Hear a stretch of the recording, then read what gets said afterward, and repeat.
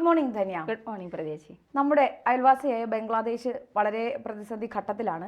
അപ്പോഴും വിലയിരുത്തലുകൾ ഉണ്ടാകുന്നത് ഇനി ബംഗ്ലാദേശ് എന്തൊക്കെ പ്രതിസന്ധികളാണ് ഇനി കൂടുതൽ നേരിടാൻ പോകുന്നത് എന്ന് ഒരു ആശങ്കയാണ്. കാരണം ഇന്ത്യയുടെ അടുത്ത് തന്നെ ആയതുകൊണ്ട് ഇന്ത്യയെയും അത് ബാധിക്കുമോ, ഇങ്ങനെയെല്ലാം തരത്തിലുള്ള ആശങ്കകൾ ഇപ്പോൾ നിലനിൽക്കുന്നുണ്ട്. അപ്പോൾ ഏറ്റവും പുറത്തു വന്ന ഒരു വിലയിരുത്തലാണ് ബംഗ്ലാദേശ് ഇനി നേരിടാൻ പോകുന്നത് വൈദ്യുതി പ്രതിസന്ധിയും അഭയാർത്ഥി പ്രവാഹവുമാണെന്നാണ്. വൈദ്യുതി പ്രതിസന്ധിയുടെ കാര്യത്തിലാണെങ്കിൽ നമ്മുടെ അദാനി ഗ്രൂപ്പാണ് അവർക്ക് വൈദ്യുതി നൽകിക്കൊണ്ടിരുന്നത്. അപ്പോൾ ഈ പ്രശ്നങ്ങളെല്ലാം ഉണ്ടായപ്പോൾ അദാനി കുറച്ച് കടുപ്പിച്ചു. തരാനുള്ള ബാക്കിയുള്ള കാശ് മുഴുവൻ തിരിച്ചു തരണം. 800 മില്യൺ ഡോളറാണ് അദാനിക്ക് കൊടുക്കാനുള്ളത്. അത് തന്നില്ലെങ്കിൽ വൈദ്യുതി വിച്ഛേദിക്കും, ബംഗ്ലാദേശ് ഇരുട്ടിലാവും എന്നൊക്കെ ഉണ്ടായിരുന്നു. പക്ഷെ അപ്പോൾ അതിനെ പ്രതിരോധിക്കാൻ വേണ്ടി ഇപ്പോൾ അവിടുത്തെ ഇടക്കാല സർക്കാരിൻ്റെ തലവനായ മുഹമ്മദ് യൂനസ് പറഞ്ഞിരിക്കുന്നത് അവർ ആ കരാർ പൈസ തിരിച്ചു കൊടുക്കുന്നതിനെ പറ്റിയല്ല, പക്ഷെ അതിലുപരി ഇനി ആ കരാർ ശരിയല്ല, അതൊന്ന് പുതുക്കണം എന്ന രീതിയിൽ പറഞ്ഞിട്ടുണ്ട്. ഇത് മാത്രമല്ല, ഒരു അഭയാർത്ഥി പ്രവാഹവും അവിടെ ഒരു പ്രശ്നമായി ഉയരുമെന്ന് പറയുന്നുണ്ട്. ഇപ്പോൾ മുഹമ്മദ് യൂനസ് ഈ കരാർ പുതുക്കണം എന്ന് പറയുമ്പോൾ അദാനി എന്ത് നിലപാടെടുക്കാനായിരിക്കും സാധ്യത? ബംഗ്ലാദേശ് ഇരുട്ടിലാവുമോ എന്നാണ് ധന്യയുടെ ഒരു വിലയിരുത്തൽ.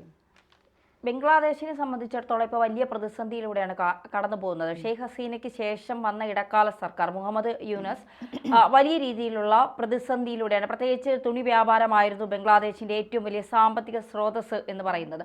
പക്ഷേ ആ സാമ്പത്തിക സ്രോതസ് ഈ കലാപത്തിലൂടെ ബംഗ്ലാദേശിന് നഷ്ടപ്പെട്ടു. അത് മുഴുവനായി ഇന്ത്യക്ക് കിട്ടി. അതായത് ഹസീന വന്നപ്പോൾ, ഇന്ത്യയിലേക്ക് വന്നപ്പോൾ ബംഗ്ലാദേശിന് കിട്ടിക്കൊണ്ടിരുന്ന വസ്ത്ര വ്യാപാരത്തിലെ കോടികളൊക്കെ ഇന്ത്യയിലേക്ക്, അതായത് ഇന്ത്യ അന്വേഷിച്ച ആളുകൾ വന്നു തുടങ്ങിയിരിക്കുന്നു. ഇന്ത്യ അങ്ങോട്ടല്ല പോകുന്നത്, തുണി വ്യാപാരവുമായി ബന്ധപ്പെട്ട് ഇന്ത്യ ആളുകൾ അന്വേഷിച്ച് വന്നിരിക്കുന്നു എന്നുള്ളതാണ്, ഇന്ത്യയെ സമീപിക്കുന്നു എന്നുള്ളതാണ്. മാത്രമല്ല ഈ മുഹമ്മദ് യൂനസ് മോദിയുമായി അല്ലെങ്കിൽ ഇന്ത്യയുമായി ചർച്ച നടത്തണം, ഇന്ത്യയുമായി കൂടിക്കാഴ്ച നടത്തണം എന്നാണ് ഇപ്പോൾ പറയുന്നത്. കാരണം യൂനസിന് ഭയം തുടങ്ങിയിരിക്കുന്നു. സൗഹൃദ രാജ്യമാണ്, ഏത് തരത്തിലാണെങ്കിലും മുന്നോട്ട് പോകാൻ ഒരുപാട് പ്രതിസന്ധികളുണ്ട്. ആ പ്രതിസന്ധികളൊക്കെ മറികടക്കാൻ ഇന്ത്യയുടെ സഹായം ബംഗ്ലാദേശിന് ആവശ്യമാണ്. അതുകൊണ്ടാണ് ന്യൂയോർക്കിൽ വെച്ച് നരേന്ദ്രമോദിയെ കാണണം എന്നുള്ള ഒരു നിർദ്ദേശം അല്ലെങ്കിൽ തീരുമാനം ഇന്ത്യയെ അറിയിച്ചിരിക്കുന്നത്. അതിന് ഇന്ത്യ മറുപടി നൽകിയിട്ടുമില്ല. എന്തായാലും 800 മില്യൺ ഡോളറാണ് അദാനിക്ക് കൊടുക്കാനുള്ളത്. അദാനി പവർ പ്രോജക്റ്റ് വഴിയാണ് ഇവർ വൈദ്യുതി എടുക്കുന്നത്. അതുവഴിയെല്ലാം വേറെ പല ഘടകങ്ങളിലൂടെയുമാണ് ബംഗ്ലാദേശ് വൈദ്യുതി എടുക്കുന്നത്. പക്ഷേ ഏറ്റവും കൂടുതൽ വൈദ്യുതി എടുക്കുന്നത് അദാനി ഗ്രൂപ്പുമായാണ്. ഈ ഹസീനയുമായുള്ള ഈ ഒരു ബന്ധം, അല്ലെങ്കിൽ ഹസീനയെ ബംഗ്ലാദേശിൽ നിന്ന് പുറത്താക്കിയതിനു ശേഷം അദാനി കൂടുതൽ കാര്യങ്ങൾ കടുപ്പിക്കുന്നു. പണം തിരിച്ചു തരണം എന്ന് പറയുന്നു, ഇല്ലെങ്കിൽ തുടർ നടപടികളിലേക്ക് കടക്കുമെന്ന് പറയുന്നു.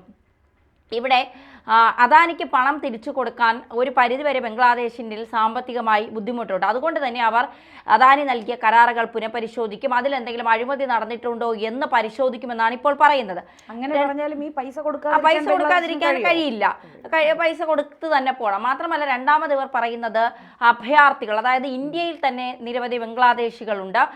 റോഹിംഗ്യൻ മുസ്ലിം 10 ലക്ഷത്തോളം വരുന്ന റോഹിംഗ്യൻ മുസ്ലിങ്ങളുണ്ട്. മ്യാൻമാറിലാണ് ഏറ്റവും കൂടുതൽ അവർ ഉള്ളത്. ഈ 10 ലക്ഷത്തോളം ഉണ്ട്, അതിൽ മ്യാൻമാറിൽ മാത്രമുണ്ട്. അപ്പോൾ ഈ റോഹിംഗ്യകളെ മറ്റൊരു സ്റ്റേറ്റിലേക്ക്, അല്ലെങ്കിൽ അവർക്കായി ഒരു സ്റ്റേറ്റ് ഉണ്ടാക്കി അവരെ മാറ്റണം എന്നൊക്കെയുള്ള ഒരു ആവശ്യം വരുന്നു. ആ വരുന്നത് വരെ ഇവരെല്ലാവരും കൂടി ഇടിച്ചു തള്ളി ബംഗ്ലാദേശിലേക്ക് പോയാൽ ഇവരെ താങ്ങാനുള്ള ഒരു കപ്പാസിറ്റി ബംഗ്ലാദേശിനില്ല. അതുകൊണ്ട് ഇന്ത്യയുടെ സഹകരണം ബംഗ്ലാദേശിന് കൂടിയേ തീരൂ എന്നുള്ളത് ഒരു യാഥാർത്ഥ്യം തന്നെയാണ്. അല്ല, മ്യാൻമാറിലുള്ളതിന് പുറമെ 2004 കണക്കനുസരിച്ച് ഇന്ത്യയിൽ 1.5 കോടികളാണ് ബംഗ്ലാദേശികൾ, 1.5 കോടി ബംഗ്ലാദേശികൾ ഇന്ത്യയിലുണ്ടായിരുന്നു. പക്ഷെ അത് ഇപ്പോഴും അത് 2 കോടിയിലധികം ആയിട്ടുണ്ട്. 2 കോടിക്ക് മുകളിൽ ബംഗ്ലാദേശികൾ ഇന്ത്യയിൽ ജോലി ചെയ്യുന്നുണ്ട്, ഇന്ത്യയിൽ ജീവിക്കുന്നുമുണ്ട്. അതുകൂടാതെ റോഹിംഗ്യൻ സംഖ്യ വേറെയുമുണ്ട്. ഇനി ഇതിൽ ഏറ്റവും കൂടുതൽ ബംഗ്ലാദേശ് അഭിമുഖീകരിക്കാൻ പോകുന്ന ഏറ്റവും വലിയ പ്രശ്നമെന്ന് പറയുന്നത്, ഏതെങ്കിലും ഒരു നേതാവ് ബംഗ്ലാദേശിനെതിരെ ഒരു വിദ്വേഷ പ്രസംഗം നടത്തുകയോ കലാപത്തിന് ആഹ്വാനം ചെയ്യുകയോ ചെയ്താൽ ഇന്ത്യയിൽ നിന്നുകൊണ്ട് ബംഗ്ലാദേശ് വലിയ രീതിയിലുള്ള ബുദ്ധിമുട്ടുകളിലൂടെയാണ് കടന്നു പോകുന്നത്. ഇപ്പോൾ ആ സമയത്ത് ബംഗ്ലാദേശിനെതിരെ എന്തെങ്കിലും ഒരു വാക്ക് പ്രയോഗിക്കുകയോ വിദ്വേഷ പ്രസംഗം നടത്തുകയോ കലാപം ആഹ്വാനം ചെയ്യുകയോ ചെയ്താൽ ഇന്ത്യയിൽ അതൊരു വലിയ കലാപത്തിന് സാധ്യത തെളിയും. അങ്ങനെ വരുമ്പോൾ ഇവിടുത്തെ ബംഗ്ലാദേശികൾ, അഭയാർത്ഥികളെല്ലാം കൂടി ബംഗ്ലാദേശിലേക്ക് തിരിച്ചു പോകേണ്ടി വരും എന്നുള്ളൊരവസ്ഥ വന്നാൽ ഈ വരുന്ന 2 കോടി ബംഗ്ലാദേശികളെ താങ്ങാനുള്ള കെൽപ്പ് ബംഗ്ലാദേശിനില്ല. അപ്പൊ ഓൾറെഡി നേരത്തെ തന്നെ വടക്ക് കിഴക്കൻ സംസ്ഥാനങ്ങളിൽ ഈ ബംഗ്ലാദേശികളും രോഹിംഗ്യൻസും തിരികെ പോണം എന്ന ഒരു ആവശ്യം ഉയർന്ന പ്രക്ഷോഭങ്ങൾ. പൗരത്വ ബില്ല് ആ സമയത്ത് വടക്കിഴക്കൻ സംസ്ഥാനത്ത് വലിയ തോതിൽ ചർച്ചയായെങ്കിലും അവിടെ ചർച്ചയായത് അവിടെ മുസ്ലിങ്ങളെ അവിടെ നിന്ന് പറഞ്ഞു വിടണമെന്നോ അല്ലെങ്കിൽ അഭയാർത്ഥികൾ തിരിച്ചെടുക്കണമെന്നോ ഒന്നുമല്ല. റോഹിംഗ്യങ്ങളെ അവരെ എവിടെയെങ്കിലും സുരക്ഷിതമാക്കുക, അവരെ ഇന്ത്യയിൽ നിന്ന് പറഞ്ഞു വിടുക എന്നുള്ളതായിരുന്നു ഈ ഒരു ബില്ലുമായി ബന്ധപ്പെട്ട് വടക്കിഴക്കൻ സംസ്ഥാനങ്ങളിൽ ഉയർന്നു വന്ന ഏറ്റവും വലിയ ആവശ്യം. അത് ഇതുവരെ നടപ്പാക്കിയിട്ടില്ല. മോദിയെക്കാട്ടിലും ഇപ്പോൾ യൂനസ് ഭയപ്പെടുന്നത് ഈ ഇന്ത്യയിലുള്ള ചെറിയ ചെറിയ നേതാക്കളെയാണ്. ഇവരെന്തെങ്കിലും പറഞ്ഞാൽ, ഇവരെന്തെങ്കിലും ഒരു പ്രസംഗം നടത്തിയാൽ, ബംഗ്ലാദേശിനെതിരെ ഇവരെന്തെങ്കിലും പറഞ്ഞാൽ, ഒരു കലാപാഹ്വാനമോ ഒരു വിദ്വേഷ പ്രസംഗമോ നടത്തിയാൽ ഇവിടുത്തെ ബംഗ്ലാദേശികളെല്ലാം കൂട്ടത്തോടെ ബംഗ്ലാദേശിലേക്ക് പോകേണ്ടി വരും. ഇവിടെ ഇന്ത്യയിൽ ജോലി ചെയ്യുന്നവരൊക്കെ തിരിച്ച് അവരുടെ നാട്ടിലേക്ക് തിരിച്ചു പോകേണ്ടി വന്നാൽ സാമ്പത്തികമായി തകർന്നു നിൽക്കുന്ന ബംഗ്ലാദേശ് വീണ്ടും പടുകുഴിയിലേക്കാണ് പോകുന്നത്. അപ്പോൾ ഷെയ്ഖ് ഹസീനയെ തകർക്കാനായി യൂനസും അമേരിക്കയും ചൈനയും പാകിസ്ഥാനും ഒക്കെ കൂടി കളിച്ചത് അവർക്ക് തന്നെ തിരിച്ച് വിനയായി മാറുന്നു, തിരിച്ച് പണി കിട്ടുന്നു എന്നുള്ളതാണ് യാഥാർത്ഥ്യം. ഇത് ബംഗ്ലാദേശികളെ താങ്ങാൻ തങ്ങൾക്ക് കഴിയില്ല എന്ന് 2004 പാർലമെന്റിൽ അന്നത്തെ ആഭ്യന്തരമന്ത്രിയായിരുന്ന പ്രകാശ് ജയ്സോൾ അന്ന് പറഞ്ഞിരുന്നു. 1.2 കോടി ബംഗ്ലാദേശികളുണ്ട്. 2016 BJPയുടെ ആഭ്യന്തര സഹമന്ത്രിയായിരുന്ന കിരൺ റിച്ച് 2 കോടി കുടിയേറ്റക്കാരുണ്ട്. 2019 റോഹിംഗ്യകൾ 40,000 എന്നാണ് പറയുന്നത് നമ്മുടെ നാട്ടിൽ. പക്ഷെ അതല്ല, അതിൽ കൂടുതലുണ്ട് റോഹിംഗ്യകൾ നമ്മുടെ നാട്ടിൽ എന്നാണ്. അപ്പോൾ ഇവരെല്ലാവരും കൂടി ബംഗ്ലാദേശിലേക്ക് വച്ചു പിടിച്ചാൽ, ഈ അഭയാർത്ഥികളെല്ലാം കൂടി ബംഗ്ലാദേശിലേക്ക് തിരിച്ചു പോയാൽ ബംഗ്ലാദേശിൻ്റെ സ്ഥിതി എന്ന് പറയുന്നത് വളരെ പരിതാപകരമാകും. ബംഗ്ലാദേശിൻ്റെ അവസ്ഥ വളരെ പരിതാപകരമാകും. ഇപ്പോൾ തന്നെ ഈ അദാനി $800 മില്യൺ ചോദിക്കുമ്പോൾ അത് കൊടുക്കാനുള്ള ഒരു സാമ്പത്തിക അവസ്ഥയിലല്ല ബംഗ്ലാദേശ് എന്ന് പറയുന്നത്. ഷെയ്ഖ് ഹസീന ഇന്ത്യയിൽ അഭയം തേടിയതിനു ശേഷം ഷെയ്ഖ് ഹസീന ബംഗ്ലാദേശിൻ്റെ പ്രധാനമന്ത്രിയായിരുന്ന സമയത്ത് ബംഗ്ലാദേശ് അത്യാവശ്യം സാമ്പത്തികമായി വികസനങ്ങളിലൂടെയൊക്കെ കടന്നു പോകുകയായിരുന്നു. പക്ഷേ ഇടക്കാല സർക്കാരായ മുഹമ്മദ് യൂനസ് വന്നതിന് ശേഷം മുഹമ്മദ് യൂനസ് വിചാരിച്ചത് നമ്മുടെ ഷെയ്ഖ് ഹസീന പോയതിന് ശേഷം ഇപ്പോൾ രാജ്യത്തെ വലിയ രീതിയിൽ സാമ്പത്തികമായി ഉയർത്തിക്കൊണ്ടുവരാൻ, വലിയ രീതിയിൽ മെച്ചപ്പെടുത്താൻ സാധിക്കുമെന്നൊക്കെയാണ്. പക്ഷേ അവിടെ മറഞ്ഞിരിക്കുന്ന കുറേ കാര്യങ്ങളുണ്ട്. ഈ അധികാരം ഏറ്റെടുക്കുമ്പോൾ തന്നെ കാത്തിരിക്കുന്ന കുറേ ദുരന്തങ്ങളുണ്ട് എന്നുള്ള കാര്യം യൂനസ് മറന്നുപോയി. അതുകൊണ്ടാണ് ഇപ്പോൾ ഈ തുണി വ്യാപാരമൊക്കെ വലിയ രീതിയിൽ പ്രതിസന്ധിയായി ഇന്ത്യയെ തേടി ഇങ്ങോട്ട് ആളുകൾ വരുന്നതുമൊക്കെ അത്തരത്തിലാണ്. എന്തായാലും ഇപ്പോൾ മോദിയെ ഭയക്കുന്നതിനേക്കാൾ കൂടുതൽ ഇന്ത്യയിലെ ചെറു നേതാക്കളെയാണ് നമ്മുടെ യൂനസ് ഭയക്കുന്നത്. ഇന്ത്യയെ സംബന്ധിച്ചിടത്തോളം ബംഗ്ലാദേശിലെ ഇടക്കാല സർക്കാർ ഹിന്ദുക്കളുടെ നേരെയുമാണ് തിരിയുന്നത്. അത് വളരെ ചർച്ചയായ ഒരു കാര്യം തന്നെയാണ്. ഇത്തരത്തിൽ ഹിന്ദുക്കൾക്ക് നേരെ തിരിയുമ്പോൾ ഇന്ത്യയിലെ നേതാക്കൾ നോക്കിക്കൊണ്ടിരിക്കില്ല എന്നുള്ളതൊരു യാഥാർത്ഥ്യമാണ്. കാരണം ഹിന്ദുക്കൾക്ക് നേരെയും അവിടുത്തെ ഹിന്ദു ക്ഷേത്രങ്ങൾക്ക് നേരെയും ഒക്കെ വലിയ രീതിയിലുള്ള ആക്രമണങ്ങൾ ഉണ്ടായി. ആ സമയത്തും ഇന്ത്യ മൗനം പാലിച്ചത് ഒരു വലിയ കലാപത്തിലേക്ക് ഇത് പോകരുത് എന്നതുകൊണ്ട് തന്നെയാണ് ഇന്ത്യ മൗനം പാലിച്ചത്. പക്ഷെ ഒരു കാര്യം, 1974 ബംഗ്ലാദേശ് ഒരു കടുത്ത ദാരിദ്ര്യത്തെ നേരിട്ടിട്ടുണ്ടായിരുന്നു. വളരെ വലിയ ദാരിദ്ര്യത്തിലേക്ക് കൂപ്പുകുത്തുകയായിരുന്നു. ആ സമയത്ത് ഈ മുഹമ്മദ് യൂനിസിന്റെ നേതൃത്വത്തിൽ അവിടെ ഗ്രാമീൺ ബാങ്കുകൾ മൈക്രോ ക്രെഡിറ്റ് നൽകി ജനങ്ങൾക്ക് സാമ്പത്തിക സഹായം നൽകി അവരെ മുഖ്യധാരയിലേക്ക് ഉയർത്തിക്കൊണ്ടുവരുന്നതിൽ ഈ മുഹമ്മദ് യൂനസ് വലിയൊരു പങ്ക് വഹിച്ചിട്ടുണ്ടായിരുന്നു. സാമ്പത്തികമായി ബംഗ്ലാദേശിനെ ഉയർത്തിക്കൊണ്ടുവരുന്നത്, അതായത് ചെറിയ ചെറിയ സംഘങ്ങളാക്കി അവിടെ ഉള്ളവർ സാമ്പത്തിക നില കുറഞ്ഞവരായതുകൊണ്ട് തന്നെ അവർക്ക് ബാങ്കുകൾ ലോൺ കൊടുക്കില്ലായിരുന്നു. അപ്പോൾ അവരെ ഉയർത്തി കൊണ്ടുവരാൻ വേണ്ടി നമ്മളിപ്പോൾ തന്നെ ചെറിയ ചെറിയ സംഘങ്ങളായിട്ട് മൈക്രോ ഫിനാൻസ് ചെയ്യില്ലേ, അതുപോലെ അവർക്ക് പരസ്പര ജാമ്യത്തിൽ ലോൺ കൊടുക്കാനുള്ള സൗകര്യങ്ങൾ ചെയ്തു കൊടുത്തത് ഈ മുഹമ്മദ് യൂനസ് ആയിരുന്നു. അദ്ദേഹത്തിൻ്റെ നേതൃത്വത്തിലായിരുന്നു ആ പ്രവർത്തനങ്ങൾക്ക് ചുക്കാൻ പിടിച്ചത്.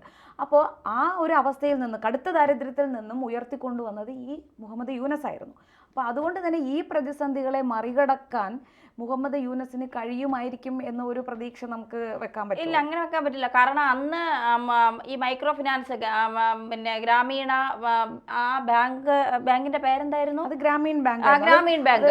ഗ്രാമീൺ ബാങ്കിന്റെ മൈക്രോ 1983 രൂപീകരിച്ച ശേഷം അത് സ്വയം പര്യാപ്തമായി സർക്കാരിന് കൂടെ പ്രാതിനിധ്യമുള്ള രീതിയിൽ അത് ഡെവലപ്പായി വന്നു. അത് ഈ ലോണുകൾ കൊടുക്കുമ്പോൾ നമുക്ക് തിരിച്ചടയ്ക്കാനുള്ള കഴിവും വേണം. അല്ല, ഈ ലോൺ കൊടുക്കുന്നവർക്ക് അവർ വ്യവസായം ചെയ്യാനാണ്, വ്യവസായം ചെയ്ത് അതുവഴി സ്വയം പര്യാപ്തരാകുക എന്നുള്ളതാണ്.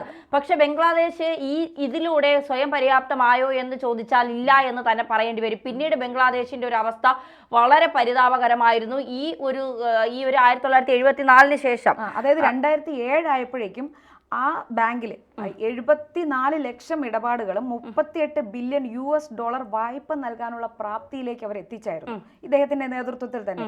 അപ്പൊ അങ്ങനെയാണ് ഈ ബംഗ്ലാദേശ് സാമ്പത്തികമായി ഉയർന്നതിൽ ഒരു ഘടകം യൂനസ് ആയിരുന്നു. ബംഗ്ലാദേശ് സാമ്പത്തികമായി ഉയർന്നു വന്നതിന്റെ ഒരു ഘടകം യൂനസ് ആയിരുന്നു. അതിനുശേഷം ഈ യൂനസും ഷെയ്ഖ് ഹസീനയും തമ്മിൽ തെറ്റുണ്ടായി. കാരണം മുഹമ്മദ് യൂനസ് വേറൊരു രാഷ്ട്രീയ പാർട്ടി രൂപീകരിക്കുകയും പക്ഷെ അത് സക്സസ് ആയിട്ടില്ലായിരുന്നു. അപ്പൊ അതിനെ തുടർന്നുണ്ടായ പ്രശ്നങ്ങളും ഇതിന്റെ ഒരു തുടക്കം എന്നോണം അന്നേ ഉണ്ടായിരുന്നു. ശരിയാണ്. മുഹമ്മദ് യൂനസിന് ഒരിക്കലും ഷെയ്ഖ് ഹസീനെ അംഗീകരിക്കാൻ കഴിയില്ല. ഇപ്പൊ ഷെയ്ഖ് ഹസീനയുടെ അവാമി പാർട്ടിയെ ഇന്ത്യക്കും അംഗീകരിക്കാൻ കഴിയില്ല. ഇന്ത്യ അംഗീകരിക്കുന്നത് ഷെയ്ഖ് ഹസീനെ മാത്രമാണ്. പക്ഷെ ഇന്ത്യയുടെ അയൽ രാജ്യമാണ് പറഞ്ഞുതരാം. അതായത് അന്ന് ഈ ജമാഅത്തെ ഇസ്ലാമി ഒന്നും അല്ല അവിടെ നിയന്ത്രിച്ചിരുന്നത്. ഷെയ്ഖ് ഹസീനയുടെ ഭരണത്തിന് കീഴിൽ മുഹമ്മദ് യൂനസിന് അവിടെ ഇത്തരം പരിഷ്കാരങ്ങൾ കൊണ്ടുവരാനും ആൾക്കാരെ രക്ഷപ്പെടുത്താനുമുള്ള സാഹചര്യമുണ്ടായിരുന്നു. പക്ഷേ ഇന്നത്തെ സ്ഥിതി തലവനാണെങ്കിലും നിയന്ത്രിക്കുന്നത് അല്ല. ഇന്ന് ഷെയ്ഖ് ഹസീന ഇറങ്ങിയതിന് ശേഷം ബംഗ്ലാദേശിന്റെ ഭരണചക്രം കറക്കുന്നത് ജമാഅത്തെയാണ്. ജമാഅത്ത് എന്ത് പറയുന്നു അതിനപ്പുറം മുഹമ്മദ് യൂനസിന് ചലിക്കാൻ കഴിയില്ല. കാരണം ജമാഅത്താണ് മുഹമ്മദ് യൂനസിനെ അവിടെ കൊണ്ടുവന്ന് പ്രതിഷ്ഠിച്ചതും ബംഗ്ലാദേശിന്റെ ഭരണചക്രം തിരിക്കുന്നതും അവരാണ്. അത്തരത്തിലേക്ക് പോകുമ്പോൾ ബംഗ്ലാദേശിന്റെ അവസ്ഥ ഇനി എന്തായിരിക്കും? ഇത്തരത്തിൽ കലാപങ്ങൾ ഉണ്ടാകാൻ ഇന്ത്യയിൽ നിന്നുകൊണ്ട് എന്തെങ്കിലും ഒരു വിദ്വേഷ പ്രസംഗമോ കലാപം ഉണ്ടായാൽ അഭയാർത്ഥികൾ എത്തുമ്പോൾ ബംഗ്ലാദേശിന്റെ ഒരു അവസ്ഥ, ജമാഅത്തിയുടെ ഭരണത്തിൽ ബംഗ്ലാദേശ് എങ്ങനെ പോകും? യൂനസിന്റെ ഭരണം, പാകിസ്ഥാന്റെ കടന്നുകയറ്റം, ചൈനയുടെ ഒരു കടന്നുകയറ്റം, അമേരിക്ക ഫണ്ട് ഇറക്കുന്നു കലാപത്തിനായി. അപ്പോൾ മൊത്തത്തിൽ ഷെയ്ഖ് ഹസീനയ്ക്ക് ശേഷമുള്ള ബംഗ്ലാദേശ് ദുരന്ത ഭൂമിയായി മാറിക്കൊണ്ടിരിക്കുന്നു എന്നുള്ളതാണ് യാഥാർത്ഥ്യം.